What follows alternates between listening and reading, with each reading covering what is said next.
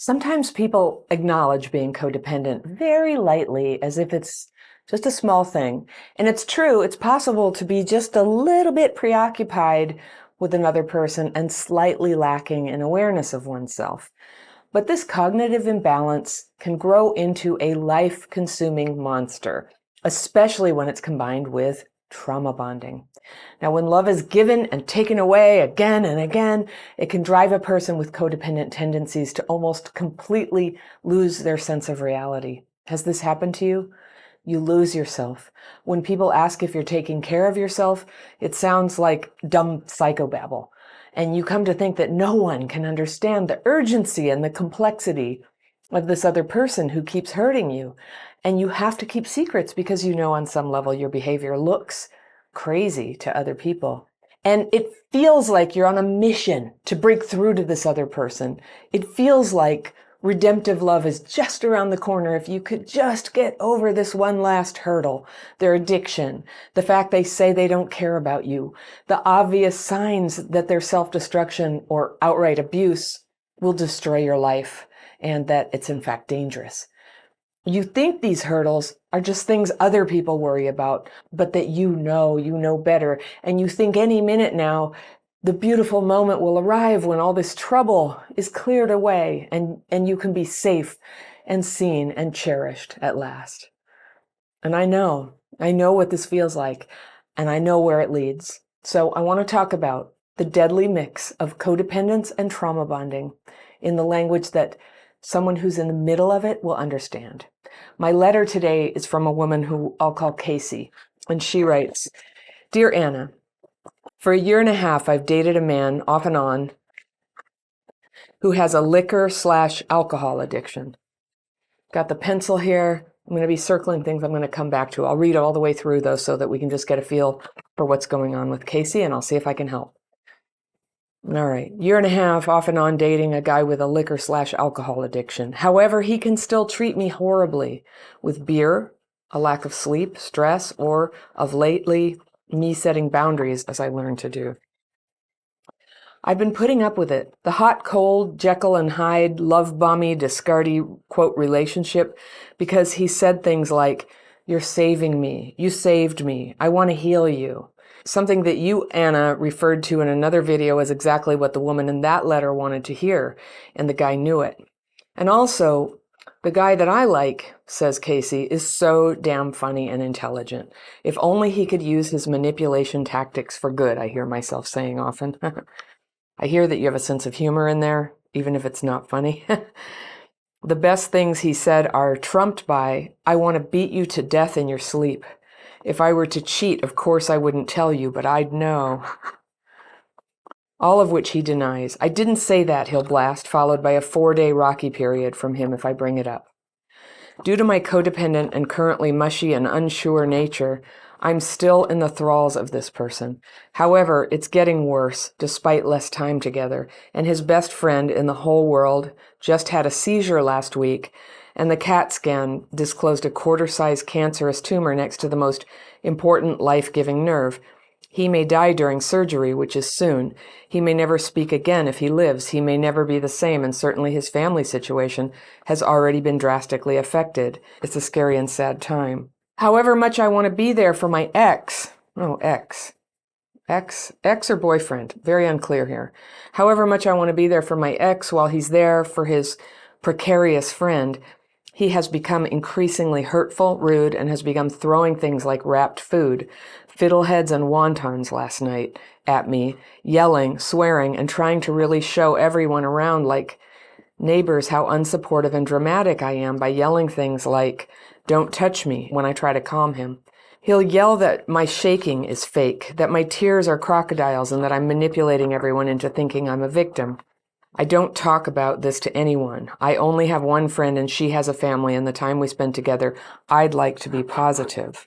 Oh yeah, and he removed a condom twice without my consent.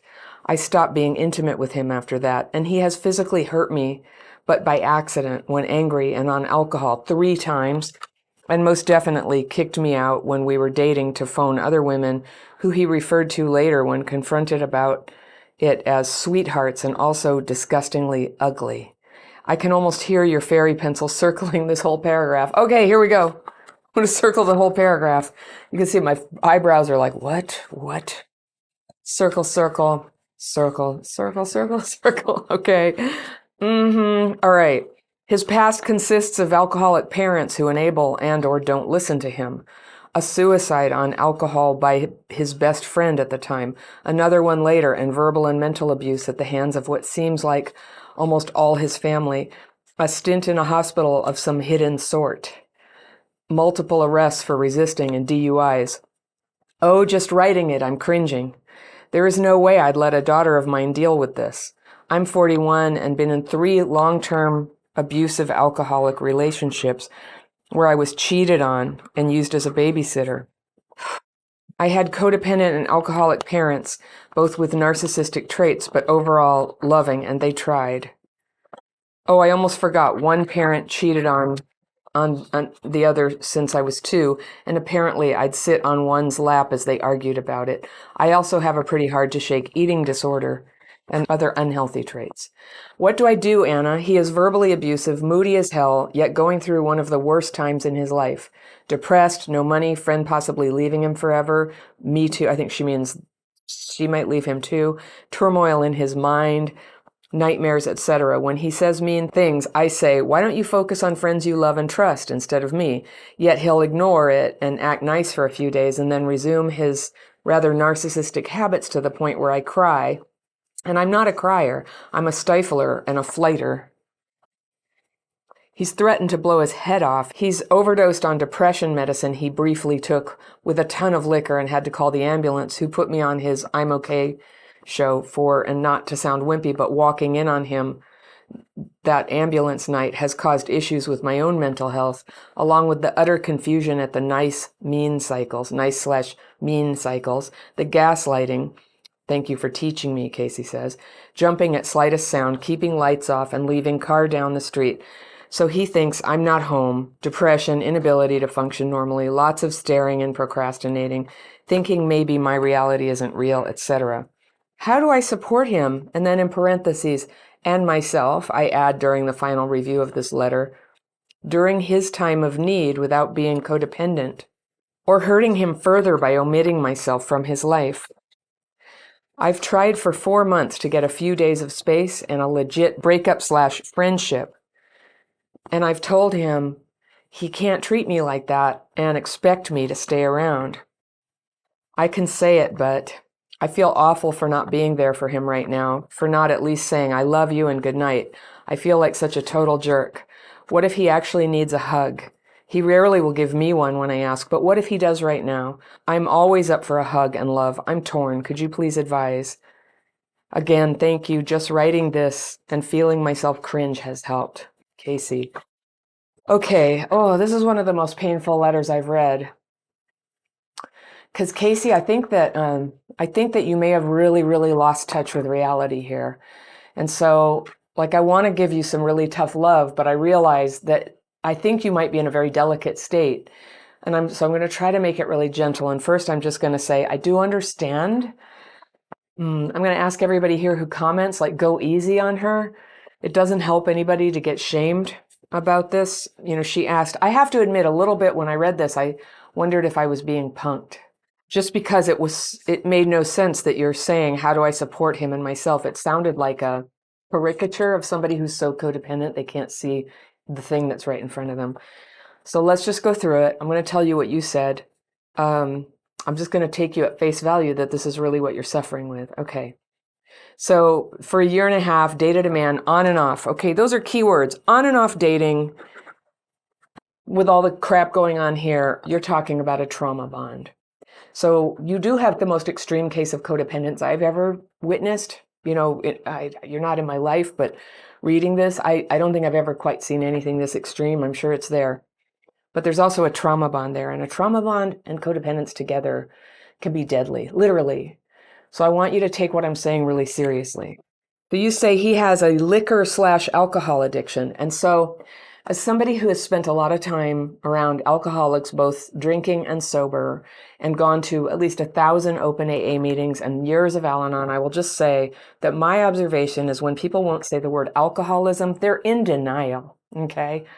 What liquor/alcohol addiction, liquor and alcohol, same thing. So is beer, by the way, when you say, but also he treats you bad on beer.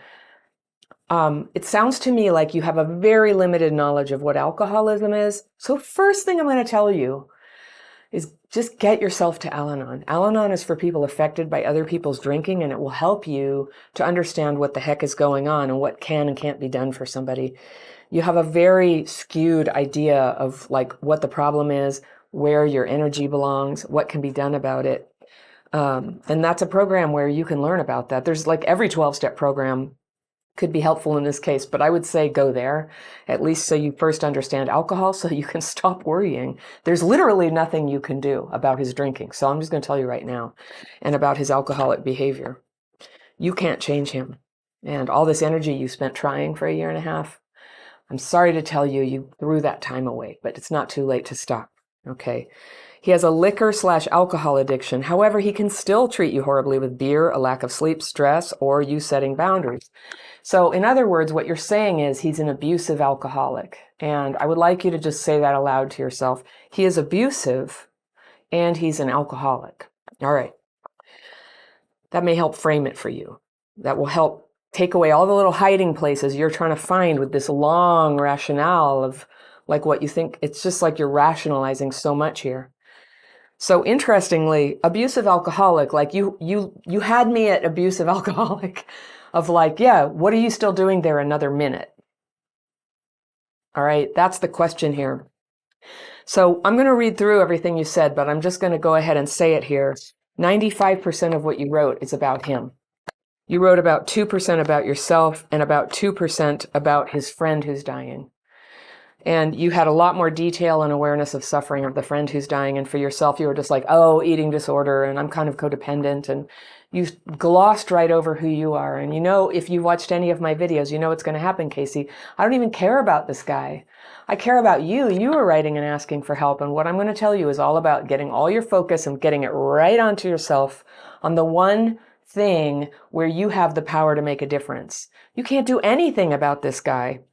I know the fantasy. You know, I started out this video talking about, I know what it's like, just one last hurdle. If I could just get him to understand this one thing, you know, that this love is waiting for you. But that is your childhood trauma telling you completely bad dreams. It's just a bad dream. It's just this idea like that love is here. It couldn't possibly be anywhere else. It's here and you just have to fight this battle and win it. I know what it's like. I know what it's like, but that's what I'm for here. I got the pencil, I got my big mouth, and I give you the tough love and just, I read your own words to you. Okay, so you said, hot and cold, Jekyll and Hyde, love bomby, discardy, quote, relationship. And then he says, you're saving me, I want to heal you. So yeah, those are codependent seduction lines, really. Oh, it's working, you're saving me. Well, I just want to point out, Casey, you haven't saved him. And I'm just sort of being silly here, but saying you've done a terrible job of saving him. He's a mess. You've failed. So it's good. You can quit your job now. You know, it's not going to work and it couldn't have worked. So don't worry. That idea that hook that you could save him, you know, I'm pretty sure it comes back.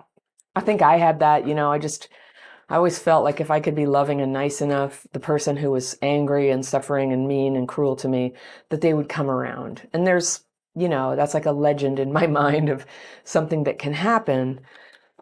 And it's like hitting your head against a wall. It's a very sad thing because all the love that you were ever going to get in life, you've just sacrificed it to just keep trying to get it out of this like terrible, ugly graffiti wall of crap. You know, there's no love here.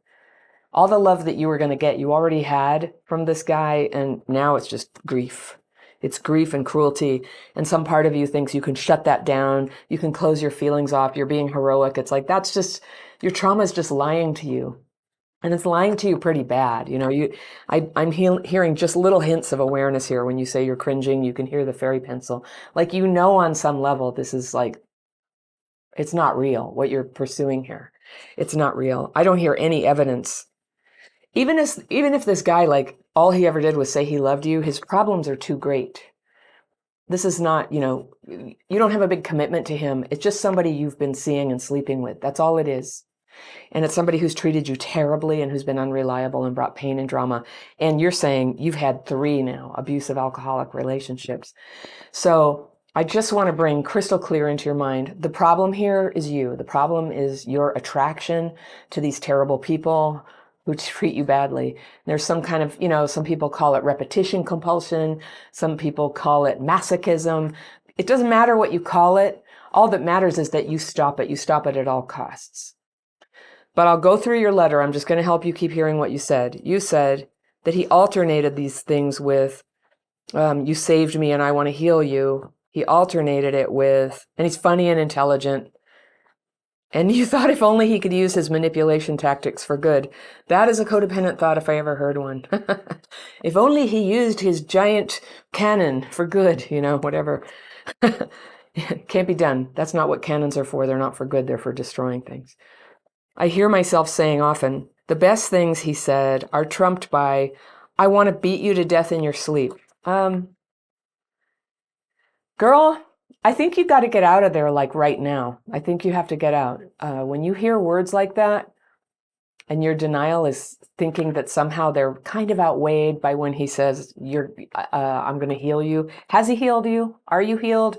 Or you've described to me the symptoms of somebody who's in a constant state of complete deterioration, anxiety, and delusion. I don't think you're doing very well. Okay, so when he says, I want to beat you to death in your sleep, out the door.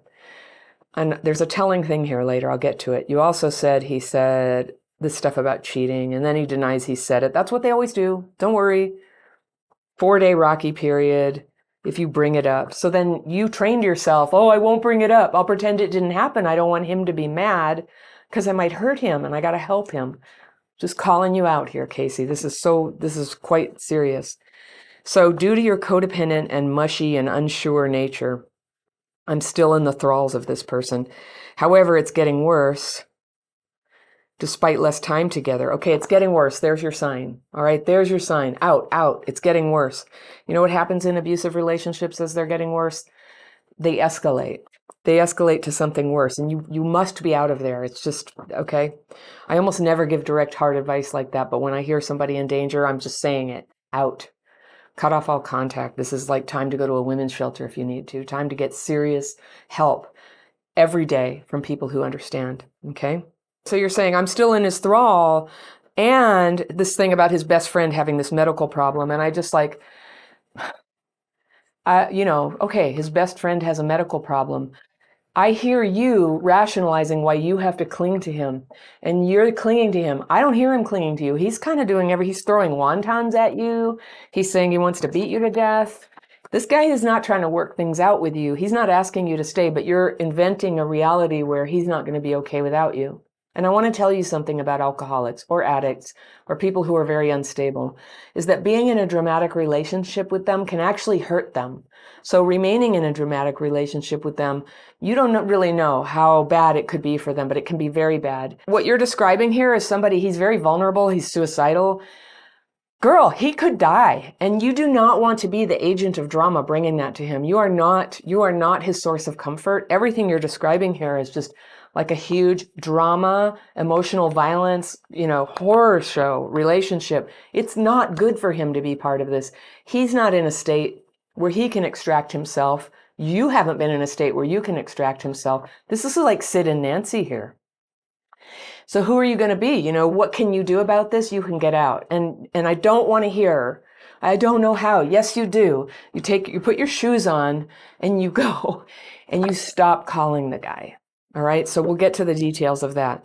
So you say it's a very scary and sad time. Not for you. It's a scary and sad time for a friend of a friend, this guy. Then you say, however much I want to be there for my ex, and you say ex and boyfriend, it's all mixed up, right? There's no boundary here. There's certainly no commitment. You want to be there for him while he's there for his precarious friend, his poor friend, if that's all he's got to support him. But I don't even care about those people. We don't know them. They're not asking for help, and they're not even asking for your help. So he's become increasingly hurtful, rude, throwing things, yelling, swearing. And this is where I think you're getting a little bit like distorted thinking here, trying to really show everyone around, like neighbors, how unsupportive and dramatic I am by yelling things like, don't touch me when I try to calm him. So I just want to tell you something. When somebody's upset, it's legitimate if they don't want to be touched. Your interpretation that he's trying to show the neighbors how unsupportive and dramatic you are, I'm just going to say that's a projection of your fear. You think that if you don't get in his good graces, you have failed to be supportive and calm, that you're being unsupportive and dramatic. And truth be known, you hanging on to this relationship with all of this kind of wild energy of like, you're going to fix it, it is unsupportive. It is dramatic. He doesn't need to show the neighbors anything. So he thinks that your behavior is manipulative, and codependence is manipulative. I'm not trying to like take his side or anything. He sounds really like such a big bummer that he thinks you're trying to manipulate everyone into thinking you're a victim. I think you have classic behavior of thinking like he's the designated patient and you're the reasonable, helpful one. That's what we do. That's what I have done when I've been in a somewhat similar situation. It's a delusion that we're just doing such a great thing for somebody, but actually we are right there in the trenches being just as whack, It's a big mess. There really is no way out of it except sometimes by intervention, if you have friends to intervene. You told me, I only have one friend. That is so normal for somebody who's in this type of relationship, an abusive relationship, one friend, and you don't tell her. You claim because you're trying to keep it positive. You're not telling her because you're trying to be nice or something. But I know why you're not telling her. You're hiding. You're hiding how messed up everything is. And I know this. I've been there. Like I know, because you told me, you read this to me, and you have this veil of anonymity on you, thankfully. But now you can hear this from me. You're hiding because you're ashamed. Because anyone who could see what you're doing can see that you're doing a terrible thing to yourself and to your life. Anyone can see it, okay? And I say that with all the love I can say of having been that girl. I've done that, and I hid from everybody. And it's horrible because what happens when you're in an abusive relationship, and I mean a relationship where abuse is occurring, like I just don't see you as I just see you as having infinite choice not to be in this situation, but you're attached to an abuser and you're abusing yourself in effect. And when you're doing that, you're blotting out all friends. What's going to happen is when all of this falls apart, and it may have to be him who ends it if you won't, it'll end because he died, or it'll end because he finally does something so bad that you can't possibly go back, or he won't have you back. Like if that's what it's going to take, because that's what trauma bonds and codependence together create, it's like an impossible escape. So if that's what happens, you'll be there at one of the worst moments in your life needing a friend, and you don't have a friend, and you were hiding from everybody what was really going on, having a fake relationship with them. This is where having CPTSD starts to get extremely dangerous, because when you have CPTSD and you have no support or nobody you can be honest with, your mind can take the trauma and kind of spin it up into something more than it is. This is where things can get violent. They can get where people try to publicly harm each other, make everybody think things about them. And I'm just going to recommend to you, because you wrote, I think you're you're drowning and you're reaching up. And my hand is here going, come on, honey, Casey, it's time to come out. It's time to come out. And it's going to feel like withdrawal at first. It's going to be really hard. And your CPTSD and your codependence and the trauma bond will go like, I have to go back. I can't possibly feel okay on the planet Earth unless I'm back in this thing. And your mind will tell you, it's not because of me, it's because of him. He needs me. Oh, he'll die without me. It's just like, I'm just telling you right now, that's not what's really happening. This is what trauma brain tells you under these circumstances. And so there have to be other people helping you. And every time you go there, they can help bring you back. Now, hardly anybody, and especially if you've been in an abusive relationship, I'm going to bet you're not in good financial shape. I'm not hearing that you have a therapist or anywhere to go. So here's what you have. You have 12-step groups. They're free. They happen every day. You'll be very welcome there. What you're going through is so normal for somebody who grew up. You had an alcoholic and codependent mom. There was cheating, and they held you on their lap while they fought about it. If I were a little girl and I were sitting on a lap with parents fighting about infidelity, you know what I would do? I would disassociate and I would pretend everything was okay. That's what you're doing now. That's what you learned to do so well.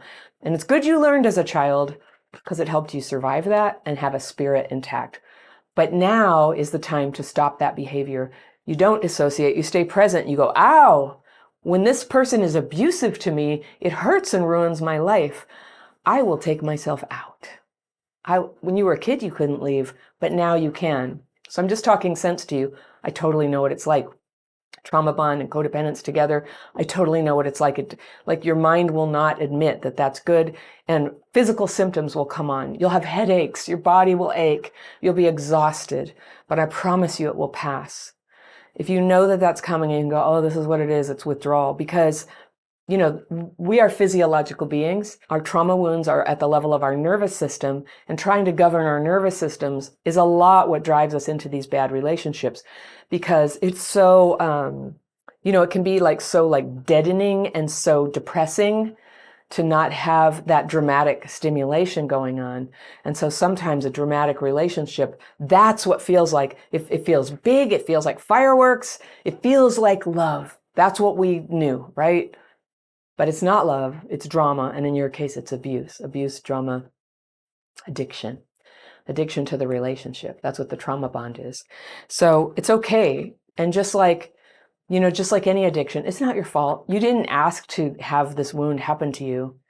It's not your fault. Your symptoms are very, very normal for a girl who that happened to, who grew up to do this. So I want you to just like, you know, see if you can detach a little bit from the shame and acknowledge, yeah, it's going to hurt. I'm going to go through withdrawal, and then line up your support to make your exit. I promise you this relationship is not getting better. It's not going to turn into the love you crave.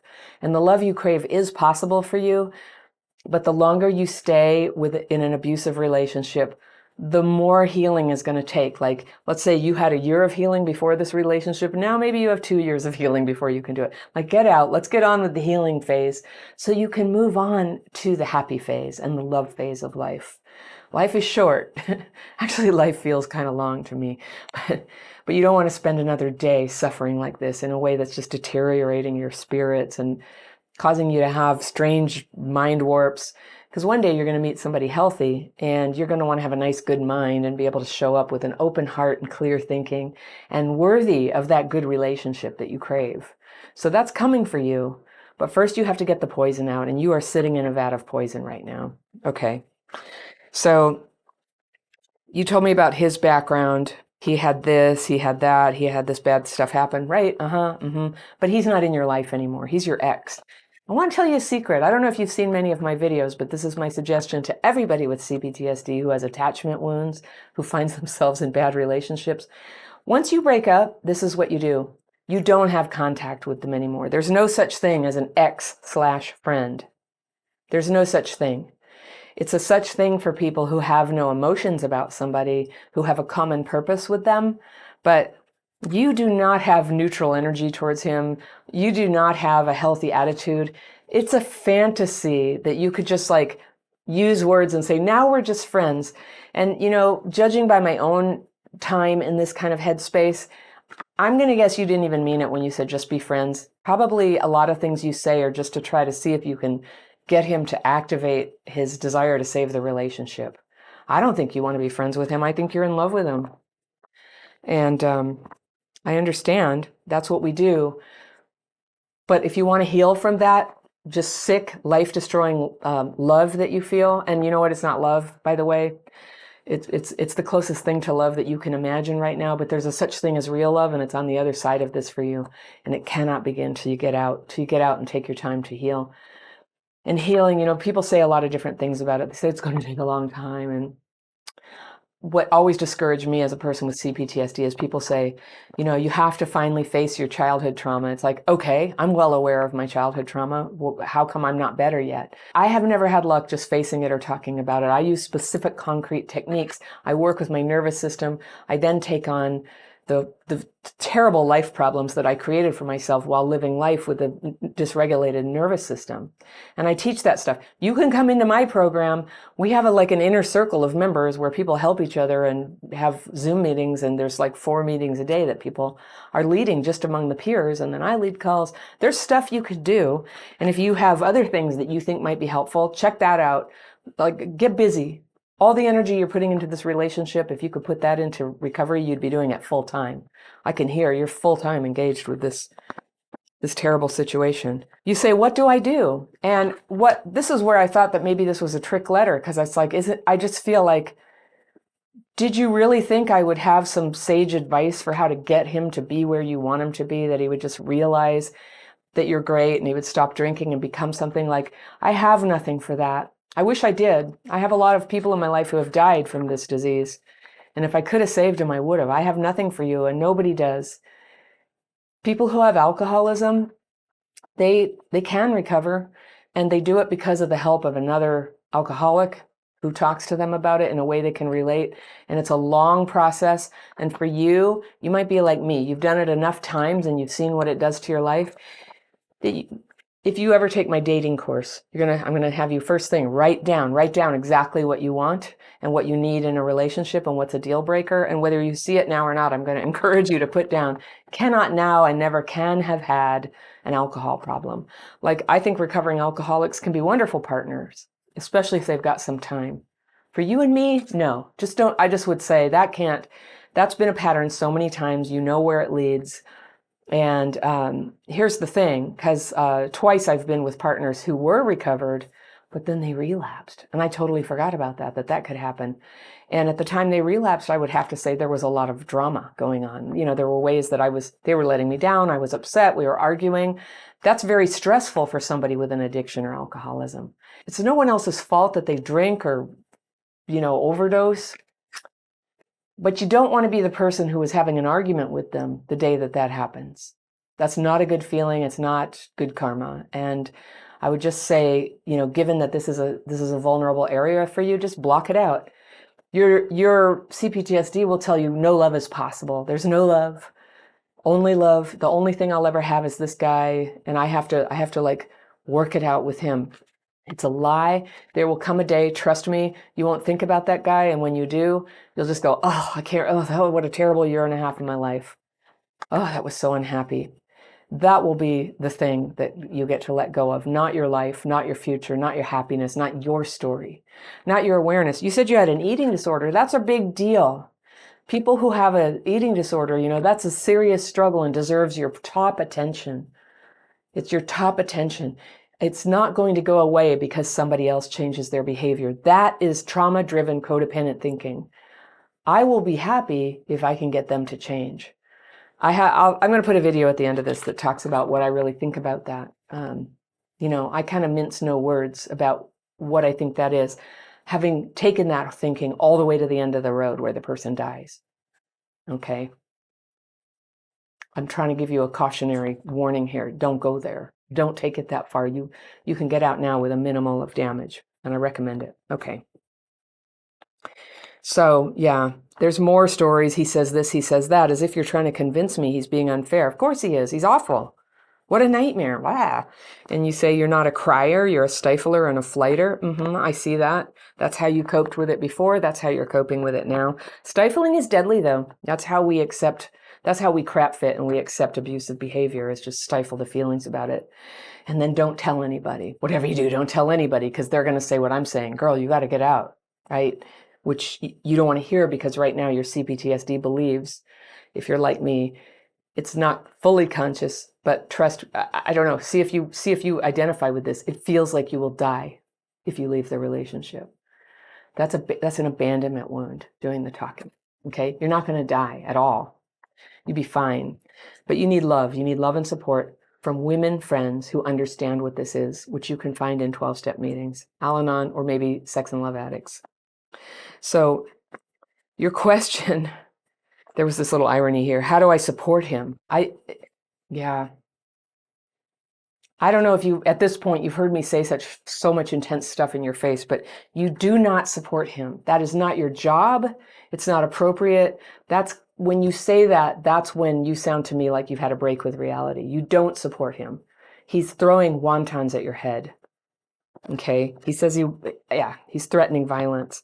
He's throwing you out. It's just, this is You don't support him. It's not your job. You can't. You're ineffective. You're a terrible supporter. I think sometimes that's what got through to me, is when people would point out what a terrible job I was doing. If I believed that I was helping somebody keep it together, I sure had another think coming, because look at that person. They weren't together. So you're not good at this. So step back, take all that energy. You know who your job is? You know the answer, right? It's you. Your life is a mess right now. And this is a beautiful moment when you get to go, oh gosh, yes, this has been like horrible. I need it to be better. I need it to be easier. I need people. I need to feel hope. I need people to just say kind things and give me a little validation. So here you are. Welcome, Casey. Welcome, welcome to the beautiful warm waters of kind people who believe in your recovery and want to help you do it. But this is what it looks like. You can't start recovering while you're engaged in this trauma bonded, codependent, bad dream that all your energy has to go into saving somebody who's just going down the tubes. You cut off contact. You don't contact them at all. No explanation is needed. You change your locks, move away if you have to. I'm telling you, your life can't turn out well. If this is your third one, there's going to be a fourth one. Please stop now. Do whatever it takes. Change whatever you need to change about your life. Take some time off. Get public assistance if you need to. Get to the meetings. Like, put yourself first. For the first time in your life, put your healing first. Do whatever it takes to put your healing first and pop out of this, so that you can begin to sprout like a little dandelion coming through the cracks in the sidewalk. There's just been this terrible period where there's so much you didn't say about your life, but I can imagine. It's hollow. It's not going anywhere. There's probably something, maybe you have a job where you get some self-esteem or something, but you can't even feel your own thoughts, because there's this huge wall of codependent, trauma-bonded crazy happening, just playing in front of your eyes all day long. So you walk away, and then your true feelings and your true perceptions can begin to come back. And it feels good. It feels really good. You just need some help to get through the hard spells, which might be a lot for the first couple of weeks, and then it just comes in waves. You'll have pain, you'll cry, you'll be like, I want to go back. And then you'll be like, no, I'm going to call my friend. I feel like going back. And your friend goes, don't go back. And you go, I know. She says, come on, let's go get some tea. Let's go sit down. Let's go have a walk. Let's go do the movie. Let's go put on warm socks. Whatever it is that you need to just be comforted through those moments, and then it passes. That's what CPTSD is like. It's like these waves that just tell you weird stories. And right now you're in the middle of a tsunami. It's not your fault. And you're not crazy. There's actually nothing wrong with you. The symptoms have gotten the better of you. So this part at the end where you say you feel so bad that he might need a hug, that he never hugged you, but he might need one and you want to be there. So, I'm just going to venture to say, whenever you have this thought about him, like, poor him, he needs a hug, just say, that's my CPTSD distorting something, when the thought really is, I need a hug. I need a hug. And you don't need a hug from your abuser. You need a hug from somebody who is kind and caring and never yells at you or throws anything at you. And that would be women who are on the journey of healing with you. And perhaps the therapist, if you can afford it. So I wish you well. And I wish you Godspeed to make this difficult, perilous journey out of a relationship that has a grip on your brain. But you can do it. I did it. So many people here did it. And just come on in. The water's just fine. It feels very good. And it's going to turn out so much better. And you'll only be able to experience it when you give it a try. I've heard about 20 definitions of, what is codependency in my life.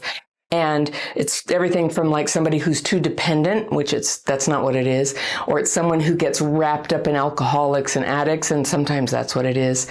People pleasing, definitely a part of it. But what I see it as is a person who loses their sovereignty over themselves.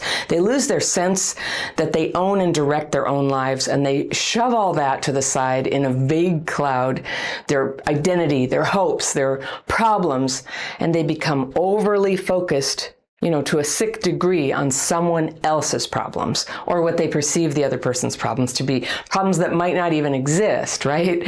But codependents are absolutely convinced that if the other person would stop having that problem, then they could feel happy at last.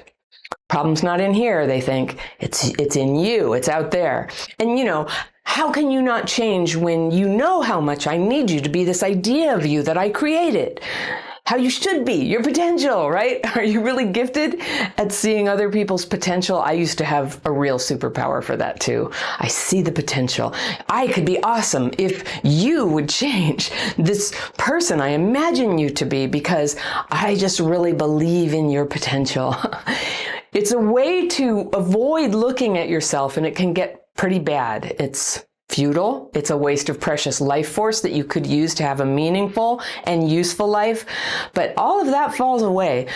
Whether you're trying to get a partner to be kind and loving, which is a good goal, or you're trying to get a parent to finally validate you or apologize to you, or you're trying to get your adult kid to basically, share your values, be like you, but which I don't know, we may not wish that on them, because if you're like most codependents, chances are good that you're worn out. You are unfulfilled. You're probably broke. You're lonely.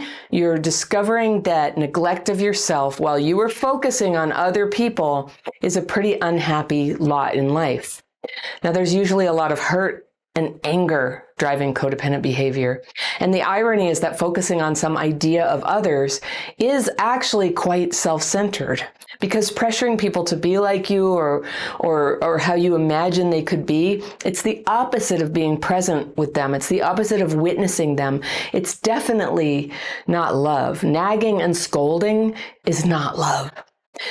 And so often people with codependent tendencies end up without love in their lives. It's very common for people who were hurt by neglect and abuse when they were kids, but it doesn't have to define you. It doesn't have to control your life. So how do you know if you're being codependent, or if someone in your life is getting all codependent on you? Let's talk about some signs. These are some things I've noticed codependent people do, all right? Codependent people second guess themselves. When they feel like they've been mistreated, a little loop kicks in and makes them distort what they're seeing. And so instead of thinking, you know what, I don't accept this, they instead think that person needs to change so that I don't feel hurt. And instead of accepting other people, and accepting, by the way, it doesn't mean that you condone bad behavior. Accepting people just means you see things how they are and you realize that's how they are. And you don't put all your effort into trying to make other people be different. You accept that's how they are. So instead of setting a boundary, walking away from people who you accept do not meet your standards, then you end up holding on tighter, or maybe even like seizing on that person. Because leaving, for a lot of people with PTSD, it doesn't feel like an option. That abandonment wound makes leaving a relationship feel like, one step lighter than death, just very hard to do. And so a codependent will end up pushing and pushing and pushing to convince the other person, you have to change, you must change what you're doing.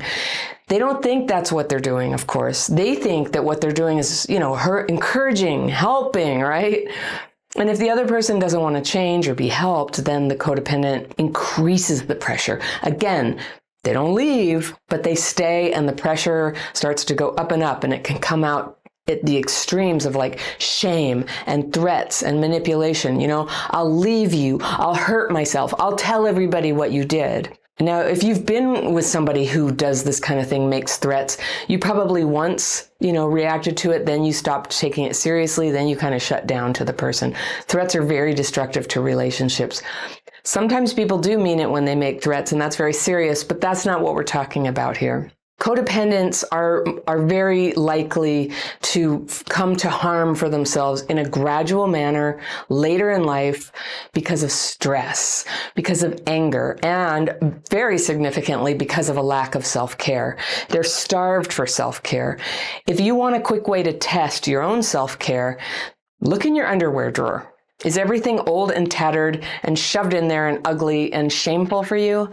That is what a lack of self-care looks like. You want to know an easy way to be self-caring about underwear? Go down to Target and you can get 6 nice pairs, nice colors for 10 or 12 bucks. That is self-care. Same goes for regular dental visits. Same goes for paying your taxes on time, keeping your car tidy. Even if your car is cruddy and old, having it tidy inside shows that you care about yourself. When those things are out of order, when there's just a big mess out there, but all the time, instead of working on it, a person is fixated on how some other person or a group of people or a kind of person or the government or their parents did them wrong, and parents might have done them wrong. But if it's like an obsession and it's gone on for decades and it's taking the place of any kind of appropriate self-care, keeping life in order, pursuing happiness. The belief that if someone would change, even a person who hasn't been alive for 20 years, is the obstacle. That's like saying, I can't be expected to be happy, not ever. Now, another thing about codependents, they aren't straightforward about their motives. And in fact, I don't think they usually know their motives. They want to feel better. Everybody does, but they have a misunderstanding of what's causing the pain in the first place. And they know that when they ask for what they want, which is for you to change, it doesn't tend to go well. So their criticisms are masked as like, little observations that, you didn't do the thing that you were supposed to do. And they'll say it with a really cheerful voice, and deny that they're pressuring you. But of course, we feel each other's energy. You can feel a criticism. Even when it's disguised with a nice little voice, as a nice little comment, you can feel it. And because a codependent can't admit to themselves that they're criticizing, it can be crazy making to interact with them on this. You can't really talk it through. You can't solve it really because there's something amiss that's in their head. They think that you can fix it, but it's usually not something you can fix for them. So they remain unhappy. The pressure continues. The motive for a codependent is generally to feel happier, right?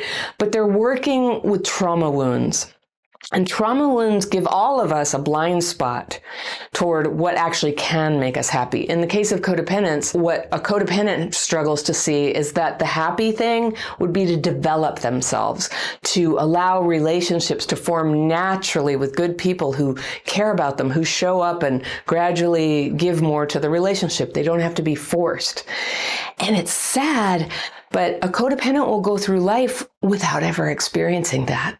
Someone just volunteering to love them. So instead of forming happy relationships, codependents will often attach to dysfunctional people, which offers the opportunity when they're feeling that sadness and emptiness to have something come in and sweep away that sadness. And it's that little fixer engine inside of just like, somebody with a problem.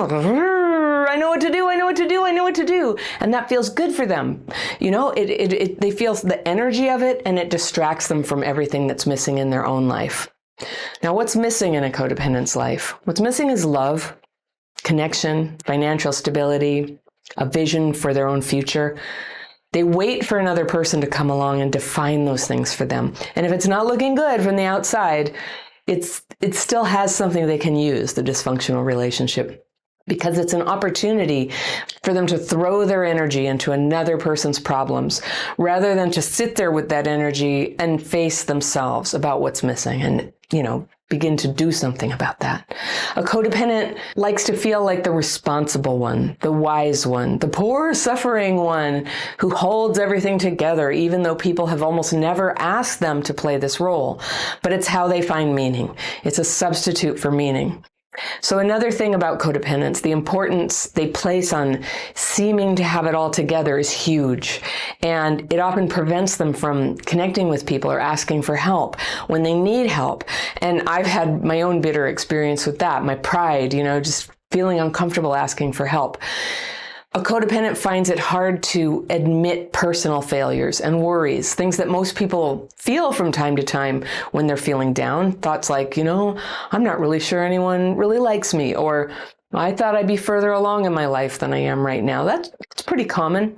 But codependents can't go there. They feel pain, they feel anxious about those things, but they'll only be able to see it as something that someone else did or failed to do.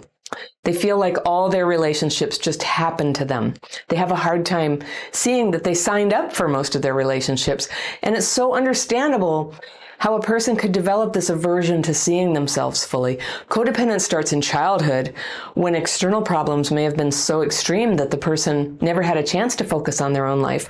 Or in a lot of cases, they were neglected badly, or this is a big one, criticized by parents, like to the death. And they had to buffer themselves from those thoughts that they were so bad just to get through it. And then like the rest of us, there's a need to undo those survival strategies. You can thank your survival strategies for getting you through childhood. You had to figure out some kind of genius to do that, but now it no longer serves you. Survival strategies, if they're getting in the way, it's just time. It's time to start healing them. Codependents feel frustrated a lot of the time, though, because they feel so ineffective. They don't get people to change. Their life projects don't tend to turn out. And when they express themselves, what they say tends to be more what they believe will be effective at making others care or change. There's that distortion, that loop going. So they struggle to just say what they think directly and honestly, and then so they don't get what they want. They don't have the experience of just letting the chips fall where they may and finding out that it's actually going to be okay. They don't have to like drive everything or control everything. You might want to try that sometime, just to express yourself honestly. I'm not talking about hurting people, but just say how you really feel about something and then just let everything, see what happens. Just see what happens. And I'll tell you that in my experience, it was a long time ago, very early when I learned my daily practice, the techniques that are very calming that I teach everybody. When I first started doing that, I experimented with the radical proposition that life would not fall apart if I didn't manage everybody. I just kind of had this epiphany that that's what I was doing. I was so afraid that everybody was leaving me that I was kind of working them all the time. I was always being slightly unreal with them, trying to charm them or convince them or guilt trip them. There was always something going on with me. And then I just decided, I don't know, if they're going to leave, they'll just leave. And I just kind of relaxed and I was myself. And you can imagine, you can guess what happened.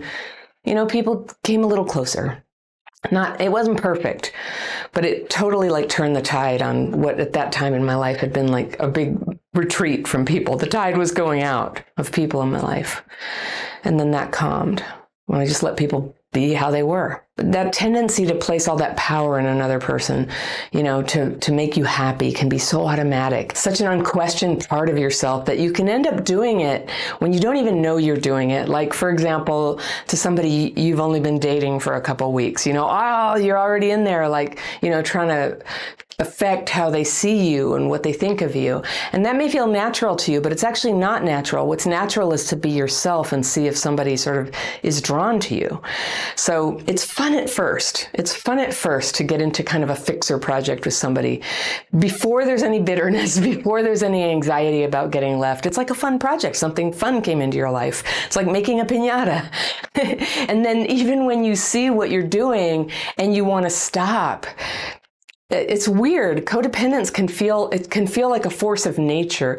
Like it's always conforming you and your relationships to that same pattern. Like you try to break the pattern and you get sucked right back into it. Patterns like always choosing partners who have some limitation, like they can't be with you. Or you get to be their intermediary, their teacher, their interpreter. I knew somebody like that who was always dating people who didn't speak the local language and was always explaining the culture and the language to them. But it was like every relationship, right?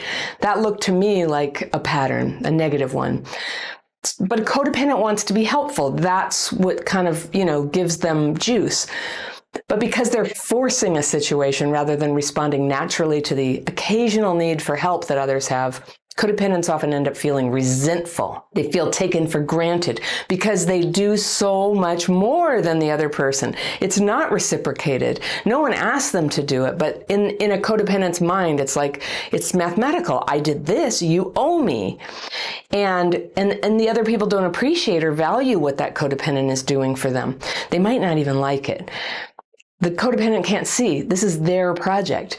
They weren't asked to do this. They're the ones who wanted to be seen and to feel themselves as like the hero, the one who understands, I understand you, the one who defends the underdog, the one who makes excuses for them because, they're just so empathic and kind-hearted and codependent.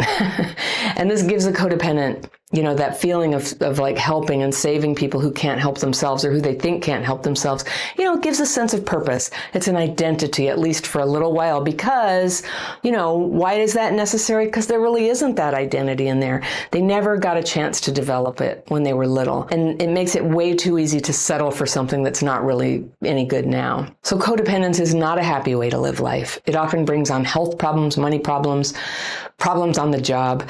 You try to show what a good job you can do, and it never gets appreciated. That's how it works.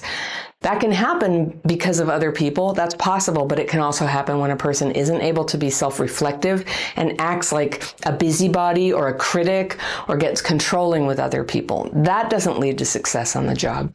It's not a good energy for working with the team. It's like having an addiction, though I'm not sure that codependence and addiction are really the same thing. It's subtle. It's hard to put your finger on. And like all forms of emotional healing, trauma healing, recovering from codependence requires just an astonishing capacity to face honestly what's happening, to tolerate the unfolding of life in all the ways that you can't control, that you couldn't see before, that sometimes is a little unpleasant. You might not feel good about yourself in certain cases, but you need to be able to tolerate that and look at it and go, okay, yeah, I did that, and I'm interested in changing. To heal, you need a way to be able to see what's happening in your life, where you may be forgetting to care for yourself, or you may be dumbing down your integrity as a person, or throwing all your energy away on some project person, hurting your relationships. You can use calming techniques that make it safer to just face where the problem might be. Is it someone in your life? Is it you? Is there something you want to change? These are good questions to ask yourself. They often don't have simple answers. They require reflection, talking to others, seeking support. They're honest questions, and healing comes when you can gently open up to ask them and to set to work on healing what you find. About a year ago, I met a woman I'll call Angela.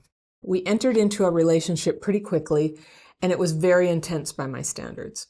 We've been broken up now for several months, and I'm still suffering. The relationship was only good for about 3 months, but I think I'm experiencing a trauma bond, and the relationship has the markings of emotional abuse and perhaps narcissism, though I'm hesitant to label or diagnose, and I hoped you could help. Before I met Angela, I had a feeling about the kind of relationship I wanted to have. I wanted a partnership with someone who wanted to grow together, and this was kind of new for me. In the past, I used to just approach relationships with a see how it goes attitude, but there was never a goal. And for the record, I'm a divorced father of 2, and my past relationships, even though they didn't work out in the end, were pretty good. With Angela, I went into it knowing I wanted a lasting relationship, and she let me know pretty early that she was on board. There was a lot of synchronicity. It felt magical. We were texting all day, every day, having video chats and spending a lot of time together where we talk about the future. Within 3 months, we were talking about collaborations on business ventures and perhaps even moving in together in the near future. About this time, we went on a trip together and everything suddenly changed practically overnight. We had been at a big festival and I had to leave and go home, and she stayed longer.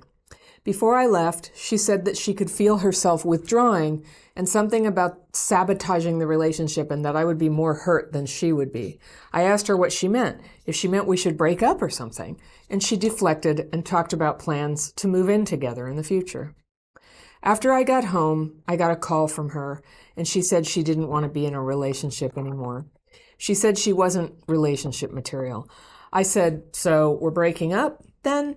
And she said, whoa, stop thinking in such extreme terms. She said, that is linear thinking. She went away to her folks' place for a while, and I thought, well, we're not broken up yet. Let's just see what happens. Now, this is where I get mad at myself. The whole dynamic went on through the summer, where we weren't broken up, but we weren't in a relationship. Her communication at this time was cold, the total opposite of the first 3 months. I knew it wasn't healthy for me, but when I would start to pull away, she'd want me back. She called me from a cafe and blamed all of this on her avoidant attachment disorder. She said I was the love of her life and apologized, and said she wanted to heal and grow together again. So then I'd take her back thinking, well, if she's aware of this attachment issue, maybe we can work with it. And then as soon as I'd get back into it, the cold communication started again. For example, when we were at the festival, she had uploaded a lot of photos that were taken of us together there. She put them on her Facebook page. It didn't really bother me, except that there was no communication with me about it. And then when she had that flip happen, when she turned cold again, she took all the photos down. Then later she'd put them all up again, still not communicating with me, and then take them down again. And through all of this, there was no communication. And I asked her at one point, why did she take the photos of me down? And she said, well, they gave the impression that we're in a relationship, and we're not. Another time over the summer, those photos came up again, and she denied that she ever put them up and took them down again. The worst thing about all of this is the confusion. Yeah, that's just one example of back and forth, but it went on for months, and that's why I get angry at myself.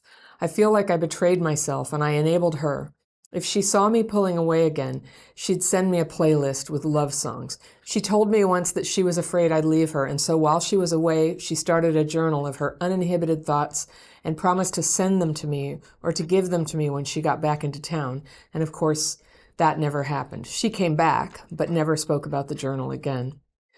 By this time, I felt like any attempt to communicate with her was going to just be confusing.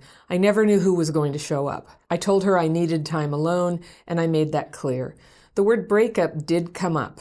It was brought up by both of us, but first by me. She said, "Is that what's happening?" And I nodded. I circle things that I want to come back to when I'm going to read the letter again, and we're going to come back and talk about parts of this.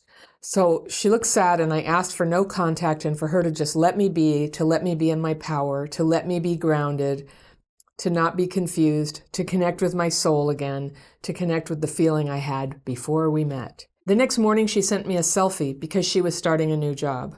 And I texted her to say, "You look good.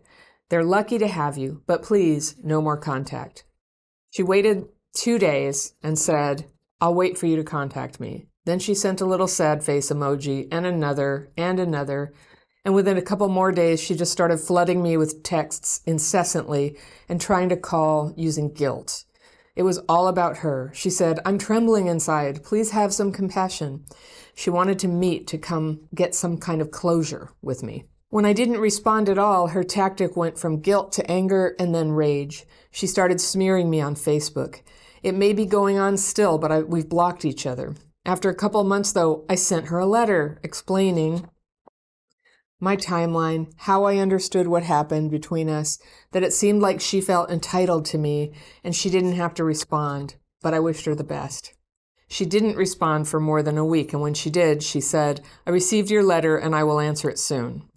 I didn't expect anything, but maybe a month later she called and said, "I'm just calling to tell you I will not be answering your letter." But the texts started again. "Come on, we're friends. Show some compassion and be there for me." And my problem is, I want so badly to answer her texts. It's like an alcoholic who wants to take a drink. If I text her, I'll be hooked again. I've come so far getting over her, but if I connect again, it'll be like starting from day one. What I really want is that feeling that I had before we met. I know how I want it to feel, and I've learned what to look out for. I was stronger in my boundaries in the beginning, and then it all got lost. But I'm getting stronger now. I'd love to meet someone really wonderful and live our lives together, but I haven't quite gotten free of the pull of this woman I know is out there. I can't get over it. I don't even know what to grieve. The woman I thought I loved, the relationship I thought we had, or the person I was before she met me. How can I heal and get free so that I can move on with my life and never get pulled down like that again? Martin. So this letter, this is a hard one. Just reading this, I feel my energy like sucked out of me. That's how this story affects me. And I think this might be something like what you're feeling, Martin. And why you're having trouble disengaging from this, because it feels like you ought to be able to get your energy back. Like it got taken away from you from this woman, and maybe you could somehow get it back. Let's go through what you wrote. About a year ago, I met a woman I'll call Angela. We entered into a relationship pretty quickly. All right, for people who have had trauma as a kid, and I know you had a separate story about that, which I didn't cover here, going quick is one of the fastest ways to have a relationship that sort of brings up all of our stuff. And so if you've watched any of my videos, and I think you have, you know that I'm always advocating, like, slow it down, slow it down.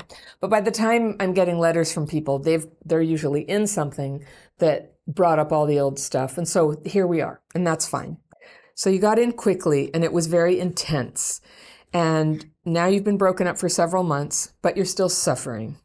The relationship was only good for about 3 months. and you think you're experiencing a trauma bond. I think so too. And the relationship has markings of emotional abuse. I think so too. And perhaps narcissistic traits. I think so too. I don't know if we would diagnose anyone here. We don't have to. We can just say that the traits are there. So before you met her, you had a feeling about the kind of relationship you wanted to have. So you were in touch with yourself. You say, I wanted a partnership with someone who wanted to grow together. And this was kind of new for me. In the past, I used to just approach relationships with a see how it goes attitude. So you used to just kind of cast it to the wind. And that's kind of a CPTSD thing too. The pattern that I notice in your letter is that in a lot of what you're going through, you have given away the power and your fate to another person. And a little bit, I could just hear there's sort of a fog of denial that actually you're the one with agency. You're the one who decides. So you would see how it goes, but that sort of, in this case, knowing what I know from this letter, I would say you're waiting to see, like, how does the woman feel about it? So when you lose your power like that, it's an extremely vulnerable place. A lot of people say, oh, I attract narcissists. And I always say, well, it doesn't really matter who we attract. What matters is who we end up getting together with.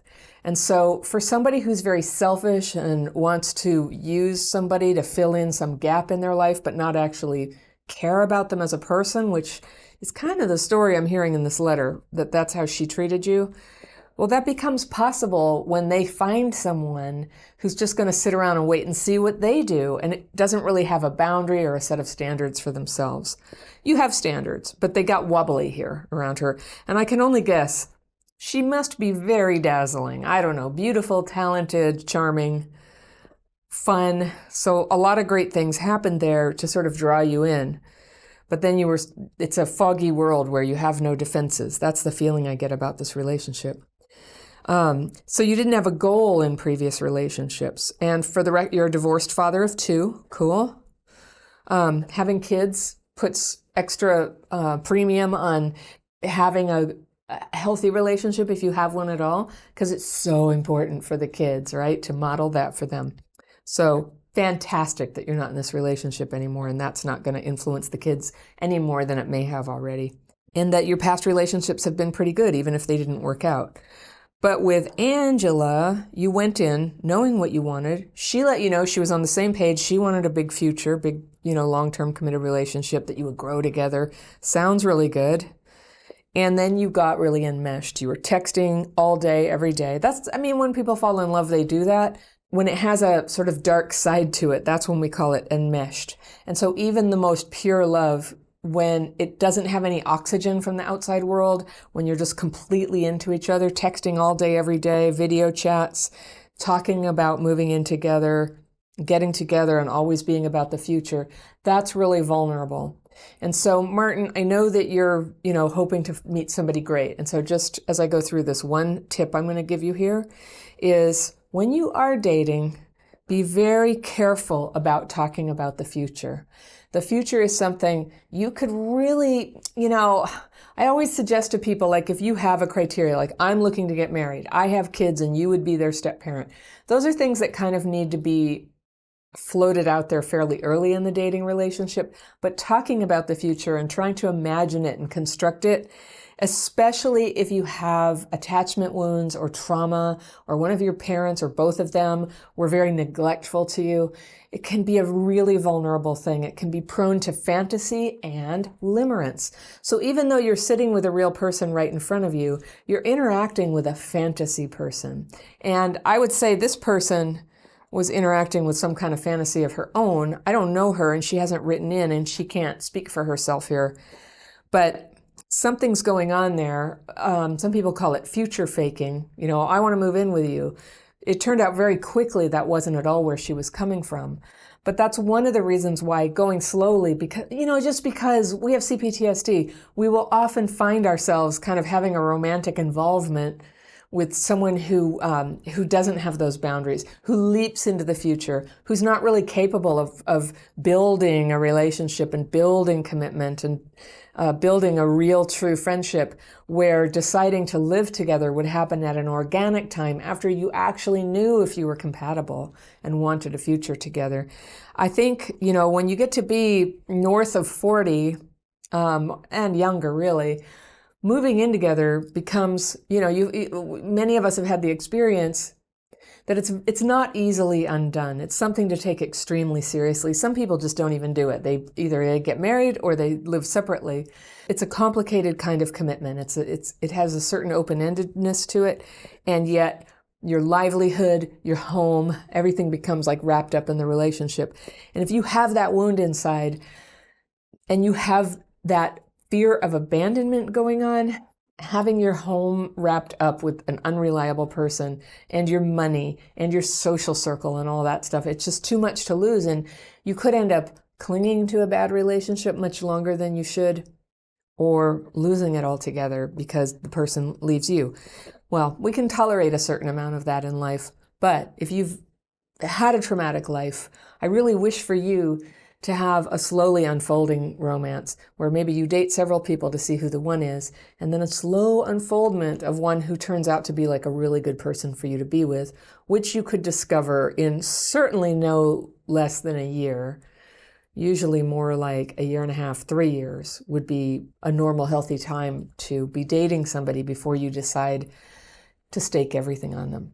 And especially because you're kids. What's great about kids is you can think about what's good for the kids. What's good for the kids is good for you. So just as it would not be good for them to have some partner of yours sort of come in and leave, or a bunch of drama, it's not good for you either. So this is where the story gets odd and hard for you. About this time you went to a big festival and everything suddenly changed. It was like overnight, just boom. So you were going to move in together. Everything was so great. Then when you had to leave and she stayed and she said some weird thing about feeling like she was withdrawing and maybe it was over, and you're just, and then she denied when you said, "Are we broken up?" She's just like, "What are you talking about? No, we're moving in together." Very confusing. Very, right there, the red flags are just starting to like, it's a red alert. Okay, after I got home, I got a call from her. She said she didn't want to be in the relationship anymore. She said she wasn't relationship material. By the way, when people say that, even though sometimes that's a cover for something else that they don't want to tell you, like perhaps what might be the case here is she met somebody else. But it means they're not. When somebody wants to be with you, how you'll know is because they are with you, because they don't want to risk losing you, okay? And so they don't mess around with scaring you or saying they're not relationship material. They're going to put on their best behavior and try to impress you. So then you said, "So we're breaking up." And she said, "Whoa, stop thinking in such extreme terms." And she said, "I was linear thinking." Okay, this is hallmark. Everybody gets mad when I say this. There can be all kinds of ideological and spiritual abuse, but accusing you of linear thinking is a kind of ideological abuse or maybe spiritual abuse. Like, when monogamy is expected and had been promised and you're accused of being too much in your head or thinking too linearly, it's like more red flags, red alert. You're not too linear of a thinker by asking, "Are we broken up?" when she says she doesn't want to be in a relationship with you. So this is just like all out gaslighting here and saying you're too linear, you're too extreme. And it sounds like, I'm just going to read between the lines here. Well, I'll read about the next part here about the Facebook pictures. Then she went away to her folks and you thought, well, we're not broken up yet, so let's just see what happens. And I circled that, Martin, because you said that in the past you used to have this let's just see how it goes attitude and no goal. So this is the point where you really surrendered your goal and you're just like, well, let's just see if she comes around and wants to be with you. And at this point, I think if you were stronger and more healed inside, you'd be going, F this person. They're being awful and inconsistent and blowing hot and cold and saying terrible things and accusing you of being too linear, that you want to know if you're in a relationship or not. At that point, I think that would be, it's a pretty obvious time to break up with somebody, but you think, let's just see what happens. And maybe you mean, let's just see what your heart tells you. But how this story plays out I just see you getting tossed around on this stormy sea of this other person and her whims for you. And that her whims for you have everything to do about what's convenient for her and never anything to do with how you might feel. And I'm guessing that there was a precedent for that in your childhood, that people did not take seriously what you needed and things were all about them. All right. So then you said, this is where you get mad at yourself. Good, healthy anger. The whole dynamic went on through the summer where you weren't broken up, but you weren't together. How convenient for her, right? Her communication at this time was cold, the total opposite of the first 3 months. I knew it wasn't healthy for me, but when I would start to pull away, she'd want me back. Surprise, surprise. Yep. She wanted you not here, not gone. She wanted you right about here. You know, probably for not evil reasons, but that's just kind of where she wanted you, and she knew that wouldn't work for you. And so, you know, she just kept saying, she just fed you what you wanted to hear so that you would stick around.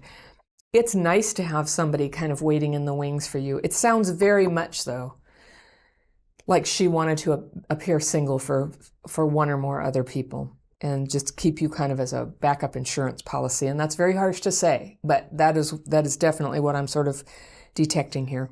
All right. You knew it wasn't healthy for you. No, it wasn't.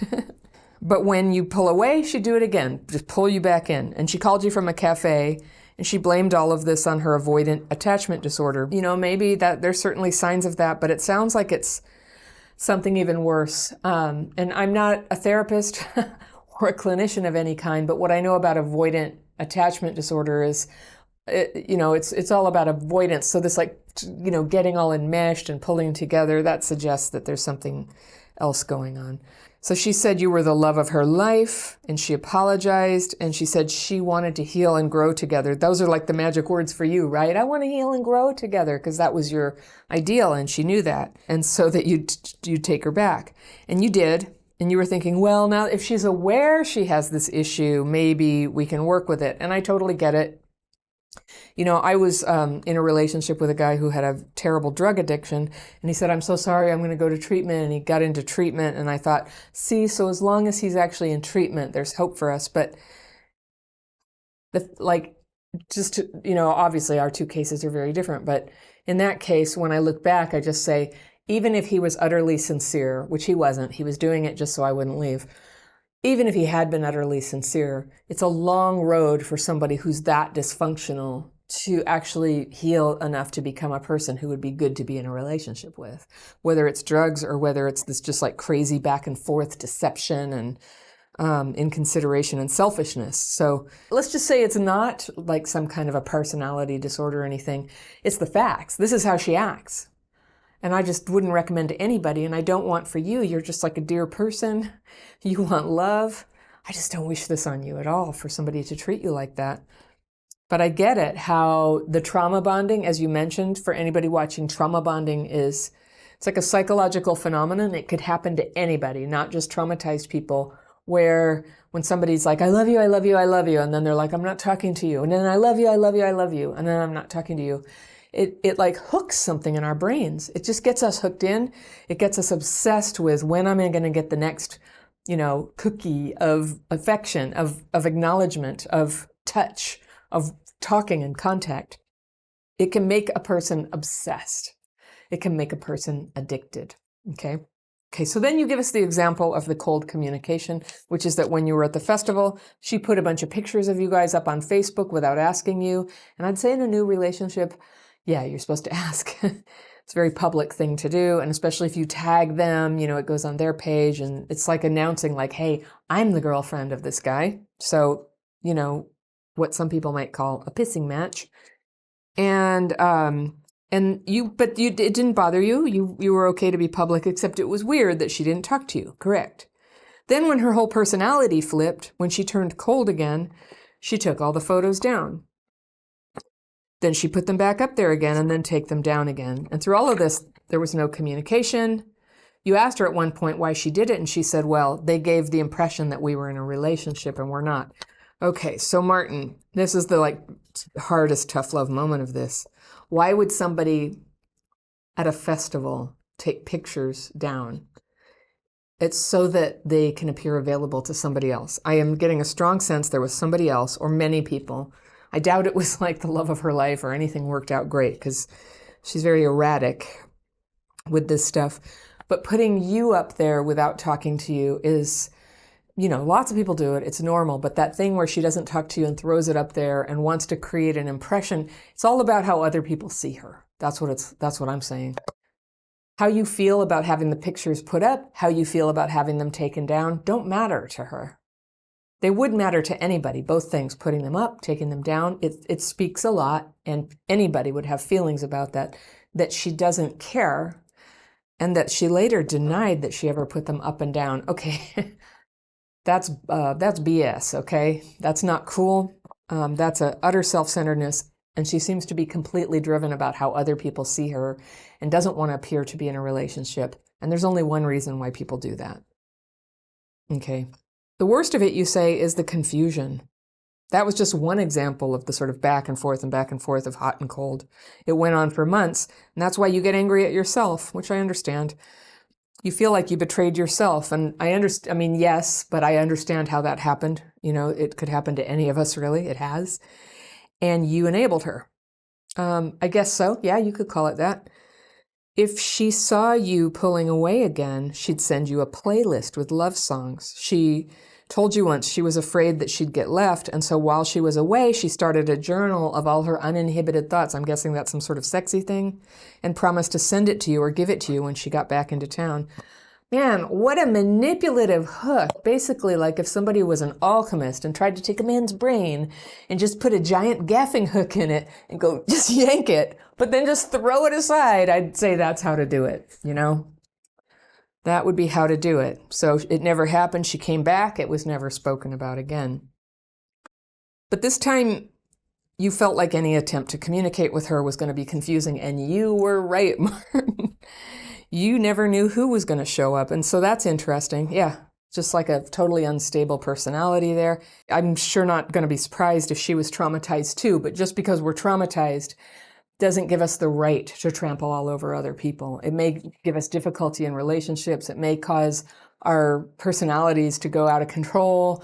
I know lots of people struggle with mental illness, but that still doesn't make it okay to abuse people emotionally. Everything that you suspected here, narcissistic traits, emotional abuse, and trauma bond, I think you're right. I think your perception is accurate, and I just want to validate that. Sometimes just having that validated by someone who gets it is enough to just help you go, okay, and wash that person out of your hair.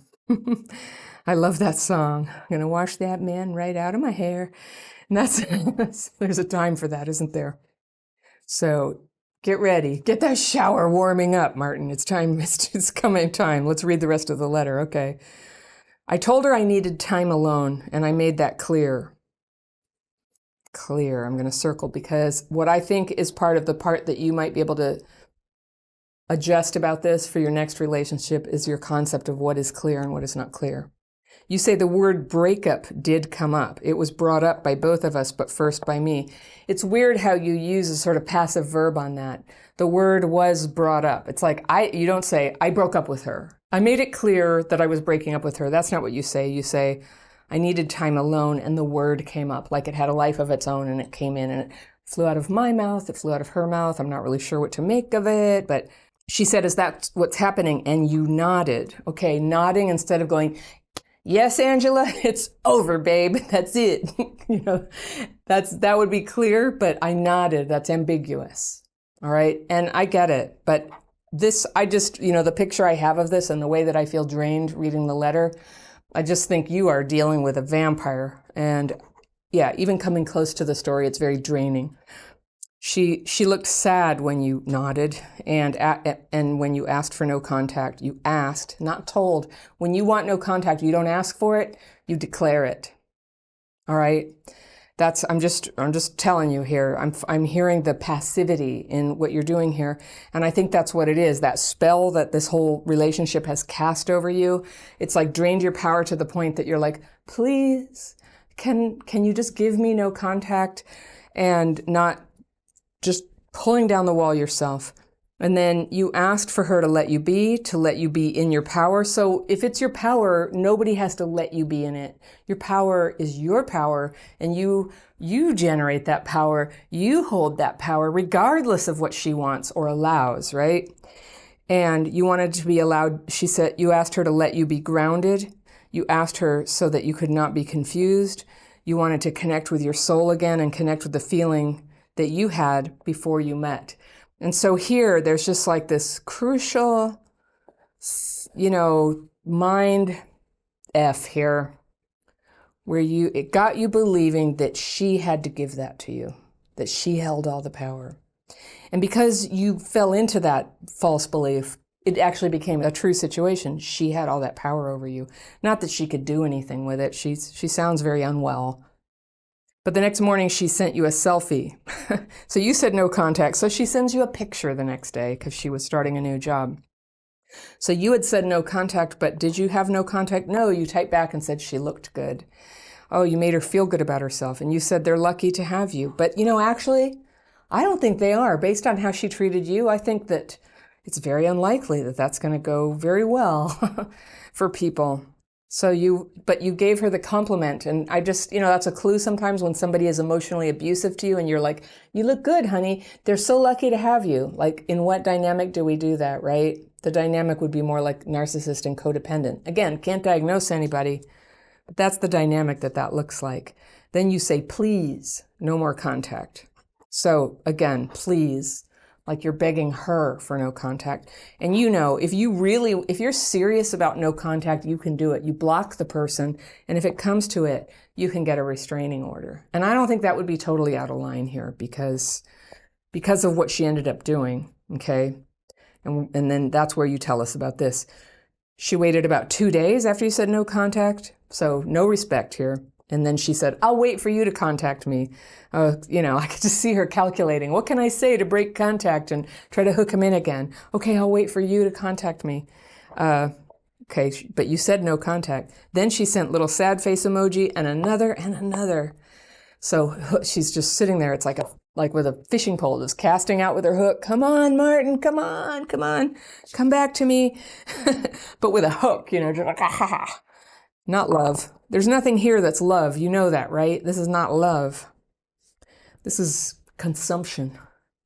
Then she started flooding you with texts incessantly, trying to call you on the phone using guilt. It was all about her. Yeah. She said, I'm trembling inside. Please have some compassion. So she's trying every tactic in the book. Oh, poor me. It's going to break me. She wanted to meet and come and have some sort of closure. Okay, big red flag word for anybody who's watched my videos, that word closure. In the context of a breakup, closure, sure. If you had a serious relationship, let's say you were married and suddenly the person leaves, or you were engaged, like in a serious committed relationship that suddenly ends and one person never knew why, then having that conversation eventually would be closure. But in this one, you don't need closure. There's no closure. Closure is almost always a code word for the opposite of closure. I just want to get together and talk so we can have some closure means I just want to get together and talk so I can hook you in again, get that emotional ball rolling again, right? So you say, when I didn't respond at all, her tactic went from guilt to anger and then rage. I'm not surprised because she's just trying the full spectrum of tactics to hook you in. She started smearing you on Facebook. Okay, this is where it goes from, I can't tell whether, it's emotional abuse because I wasn't there, but smearing people on Facebook, yes, that is abuse. And it may be going on still, except you've blocked her. Good job. After a couple months, though, I sent her a letter, you say, explaining my timeline. Okay, oops, so you had a relapse. That's what that is. And I know that your mind is thinking, okay, it was a couple months, but I'm just going to say, Martin, what were you thinking would happen if you explained your timeline? Like, what possible good could come from reaching out to an abusive, unstable person so that they know your timeline? Like, oh, now I know your timeline and what you believe happened. And then what happens? They say, oh, I'm so sorry. I was a jerk. I wish, or oh, I'm coming back to you. I realize I love you. You mentioned this. There's parts of the letter I didn't include. We had a very long exchange on it. But this is addiction, and addiction can sort of grab hold of your mind and make you think Like, okay, it's been 2 months. I can do it now. Like, it's safe for me to have contact now, just like an alcoholic will go, okay, I didn't drink for 2 months. Now I can drink. It'll just be one. It'll be fine. You said it seemed like she felt entitled to you. You're right. You have very good perception about this. It's just that some part of your brain gets hijacked and just keeps thinking that somehow you can make it change if you just say and do the right thing. And so the rest of our hair just to go, oh yeah, we've done that too, and it never works. Okay. And you said she didn't have to respond, but you know what's going to happen. You said you wished her the best, and she didn't respond for more than a week. Oh, I like that tactic too. Like, let there be a little bit of worry that that you're not going to get back. That's how you sort of build suspense. In a trauma bond, you can never just get back to somebody. You have to delay it so that they just get all like wound up waiting for that, so that when they do get a lousy text from you, they're just like, I got a text. That's how trauma bonding works. It always has to be interspersed with neglect and abandonment and just coldness. And then, love bomb, right? When she did respond, she said, this is just to tell you I'll answer it soon. Okay. Then you say you didn't expect anything, but I'm going to say you did, or you would never have written her. And then maybe a month later, she called and she said, I'm just calling you to tell you I won't be answering your letter. Well, when you're not going to answer somebody's letter, you don't call them. That was a hook. That was another one. And I love that. It's like all dressed up as like, I've got boundaries, right? But it's not boundaries. It's a hook and it's a break of contact. But that's okay. We all do it. We're all just trudging along here trying to figure out, how do we love? How do we live life, right? So you're just like everyone here, and you're good. All right. But the text started again. So here come the texts from her, and she starts saying, come on, we're friends. Show some compassion. Be there for me. Okay, more of her tactics. So then you say, Martin, my problem is I want so badly to answer the texts. It's like, yep, that's what they were designed to do. And it's like an alcoholic who wants to take a drink. If I text her, I'll be hooked again, and I've come so far getting over her. But if I connect again, it'll be like starting from day one. So one thing that alcoholics do when they're in early sobriety is they don't go around people drinking. And they sometimes live in sober living houses, and they set themselves up to eliminate the trigger. And the trigger for you is contact with her. It would also be thinking about her, fantasizing that it could have been okay. And so this is, I would class this as a form of limerence with somebody you actually did have a relationship with, but you're having a romance with the idea, with that incredible experience you had in the first 3 months. And even though it went totally to hell, you're still like in love with that her and with that you and with that couple and that possibility that you once had there. And so the process of healing is going to involve just facing that and seeing it for what it was, that was the hope of what it was, but time did allow you to see what the reality of that relationship is. And a lot of what, you can learn a lot about relationships. We're so good at compartmentalizing things because of that crap fit thing from growing up, being very good at sort of compartmentalizing. It's like, I know that, mom and dad hit each other, but we're also a very nice family, and I can show that to the world. We get so good at compartmentalizing abusive behavior from this other part of life that it seems normal to you or possible to you that the person who treats you like this could actually be this, wonderful relationship. And so it keeps your heart engaged with it. And it's very painful to face reality and say, this is a very disturbed and unstable person. And I don't know exactly what's wrong with her, but I know how she treats you, and it's unacceptable. And it's definitely nothing that would ever turn into a happy relationship. And so one gut check and reality check is, well, what does it feel like to be with this person? Well, what did it feel like to be with that person? Well, that is how it feels to be with that person. It feels like it just does not feel good. It makes you feel bad. It makes you angry. You turned it on yourself, like you're angry at yourself for putting up with it. But I think as time goes by, your anger will quite rightly be directed outward at the person who mistreated you. So it's interesting. You say, what I really want is that feeling that I had before we met. So, I think sometimes people come into our lives like a tornado, and they just come in and they wreck the whole trailer park. And we can remember how it was before that happened, but really what we're going to do now is take what we learned and move forward, because The one silver lining of a terrible relationship or anything bad that happens to us, I wouldn't wish it on anyone, but when it's happened, you can begin to see what are your tender spots, where is your unhealed trauma, what is your vulnerability to abuse. So it points you to where you can begin to heal and work on that. Now, you know, I teach these techniques, the daily practice, to start unpacking and releasing the fearful and resentful thoughts and beliefs about yourself and the world that would have you, impulsively following decisions in your life that are more driven by trauma than by what you really want or what's good for you or what is going to bring love into your life. Of course, we want love in your life. You absolutely deserve to have a good, loving person who appreciates you for who you are. So this happened. Wash it out of your hair. And I really encourage you to get extremely active and structured in your approach to healing from the trauma that would allow this to happen to you. If it happens once, it kind of increases the odds that it's going to happen again, especially afterwards. It's weird how it works like that. It's almost like it forms a magnetic groove in you, and you very easily can fall right into the same thing. Or you could change the pattern, but a lot of times that takes a conscious effort to change that pattern. So it's conscious effort time. And you got in touch with me, which is so brave and I do hope very much that what I'm saying to you can help you believe in yourself enough to take action. I'm going to also recommend you have no contact at all, even if it requires a restraining order with this person. This is just flat out toxic.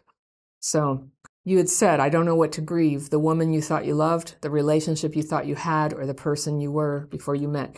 You get to grieve. That is what heartbreak is. And the good news is what feels like it's about the other person is usually more about the ideal that we had. And the ideal with that person has been lost, but it's been revealed for what it is. And the beautiful relationship that you crave still lies ahead of you. And all you need to do to become ready for it is to heal.